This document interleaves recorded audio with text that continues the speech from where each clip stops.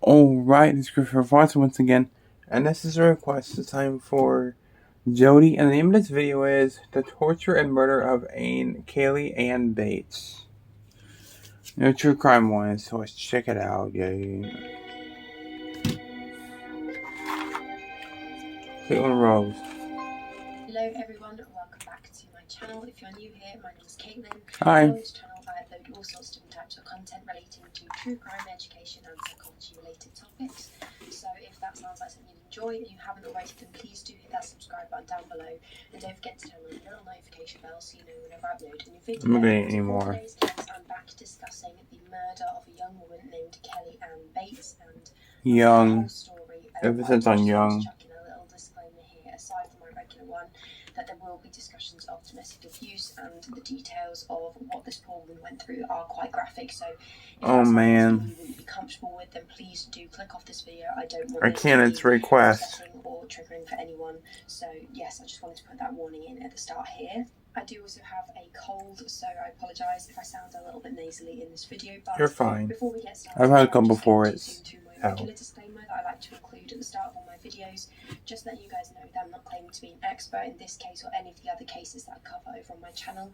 I'm simply relaying the information I am going to need you for this one. Research for certain sources on the internet, and because only certain sources are accessible to me, it means I may get things wrong, leave things out, or mispronounce things.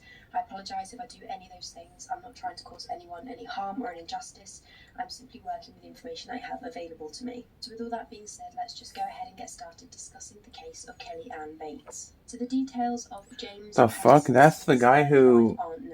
He looks ugly as hell. He was born sometime around 1947 to 1948. First married in the year of 1970, and he divorced 10 years later, and it's known that this particular marriage had ended as a result of his frequent abuse towards his wife. Following his divorce, he started a relationship with a 20-year-old woman named Tina Watson. And over the 2 years that their relationship had lasted, he was extremely abusive towards his partner, so much so that many sources had used the phrase, he used her as a punch bag. He had reportedly... What the fuck is wrong with people? Even when she fell pregnant with his child, and had tried holding her underwater while she was in the bath. After Why? Watson had managed to remove herself from this abusive relationship with James Smith, he started dating a 15-year-old girl named Wendy Mottershead. She too had suffered abuse at the hands of Smith, but it's not known exactly how long this relationship had lasted.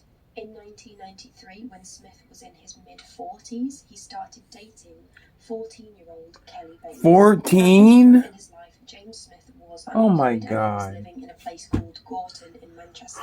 The pair had allegedly first crossed paths when How did this be one of those kind of stories? For a friend, and the pair started speaking regularly from this point. According to Margaret Bates, Caylee's mother, she'd returned to her home in Hattersley, Manchester one day and found her 16-year-old daughter in the kitchen, and she brought her new boyfriend with her. This had been her first time meeting Caylee's boyfriend, and as you can imagine, Margaret's first reaction... No, it's a quote-unquote boyfriend. Boyfriend had been a complete shock due to his age. Margaret had later told sources that it would be entirely normal for a mother to be so concerned if her young daughter had entered into a relationship with a man who was so much older than her. But she said that her disliking for Smith had immediately gone even deeper than that, and she just felt that there was something so wrong with him from the get-go.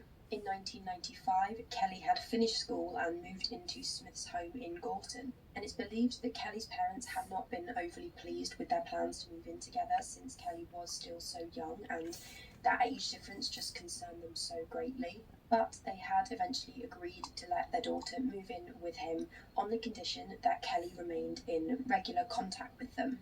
Caylee had agreed to contact them regularly, but after a few months of the pair living together, Caylee's parents had heard less and less from their daughter. Caylee was known to be particularly friendly and an outgoing young girl, but they soon started to They were the nice ones. More timid and withdrawn compared to how she usually was. And one day, Caylee had appeared at her parents' home on an unexpected visit, something that hadn't really happened often since she'd moved out of their home, and her parents had noticed that she had bruises on her arms. When the parents questioned Caylee on her bruises, she provided an explanation stating that they were just the result of some seemingly typical accidents. Despite her parents having some concerns, the extent of the abuse that Kelly Bates was experiencing at the hands of Smith would not be known until April of 1996.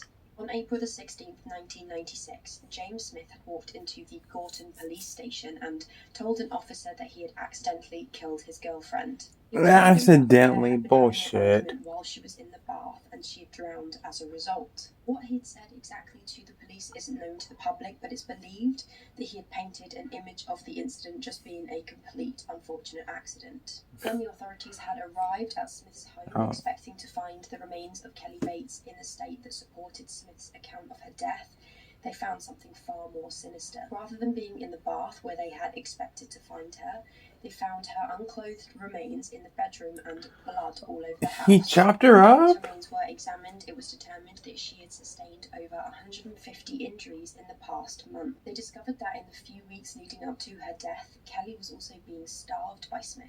He'd also subjected her to a number of other cruel behaviours, including leaving her tied up to a radiator. There's a special place in hell for people like this fucking guy, man. For long periods of time by her hair. They found burn marks determined to have been from a searing hot iron, signs of strangulation, and a disturbing amount of small stab wounds all over her legs, torso, and even her mouth from a number of different tools, including knives and scissors. Jesus Christ. End here, as they discovered that Smith had brutally disfigured his young girlfriend, partially scalped her, cut areas of her face and genitals. And oh my God. Used a number of different way to get inspiration from fucking Terrifier or the Saw movies? What the fuck is wrong with people? Instruments to do this. At least 5 days before her death, Smith had also gouged out Kelly's eyes. Oh my God. And stabbed at the eye sockets. Jesus Christ, man. The torture that Kelly had been subjected to had taken place constantly over the period of time that they lived together, the entirety of that period. It was determined I'm getting scared. Kelly's death was drowning. However, they did find evidence to suggest that just before her death, she'd been hit over the head numerous times with the shower head. And I don't think I even have to say just how brutal and shocking the torture that Kelly Bates endured. That is disturbing as hell. I was honestly left so emotional and speechless. I just cannot believe and begin to fathom the sort of person that would put someone through. This is disgusting. Not her, the story she's telling. Smith was damning and he was arrested immediately. James Smith initially denied that he was guilty of murder, and he told the authorities that she would put me through hell winding me up, and she would often fake being unconscious. Told them that Kelly would tease him about his late mother, and she would often hurt herself in ways that would look as though he had hurt her. And when investigators had questioned Smith on why he had blinded and mutilated Bates prior to her death, he told them that she had dared him to, like she was challenging him. Oh, this guy's a fucking liar. As it was very quickly liar. That he was likely not of sound mind if he was able to put someone. I hope he got executed for this bullshit. I really hope he did. Who had evaluated Smith stated their belief that he had a severe paranoid disorder with morbid jealousy and would live in a distorted. Jealousy doesn't make you do this type of shit, though. Once the jury at the trial had heard the extent of the injuries that Kelly had endured during her relationship with James Smith and the details surrounding her death, they deliberated for a total of 1 hour. And then on the 19th of November 1997, 49-year-old James Patterson Smith was found guilty of the murder of Kelly Bates. He was sentenced to life imprisonment, with the judge recommending a minimum term of 20 years. And one thing that I read repeatedly during the research was that following the trial, the members of the jury were all given professional counselling sessions as a result of many of them struggling to deal with the details and the images of the torture that Kelly Bates had endured. So like I said in the video, I don't think I even need to put into words how brutal this case is and how awful it must have been. It's disturbing. Kelly Bates and her family, once they'd found out exactly what their daughter had been put through. So my heart does go out to them all, because this case honestly left me speechless. As with all the solved cases that I cover, there is some sense of relief that justice was found, but I cannot help but feel that awful feeling you get when you know that someone was put through something like this. Yeah, it was disturbing as hell. Today's video. As always, leave your thoughts down below and any case requests that you might have, as I'll add them to my Go back there, Megan. It's okay, I don't need you anymore. I hope you found this interesting, and I'll see you guys very, very soon for another video. Thanks for watching. Bye. That's probably the most fucked up thing I've seen in a while. I mean, I really hope whoever the guy who did it, I hope he rots in hell. Fuck people like that, man. People like that deserve to be burning and suffering in hell until there's nothing left of that person. Fuck people like that.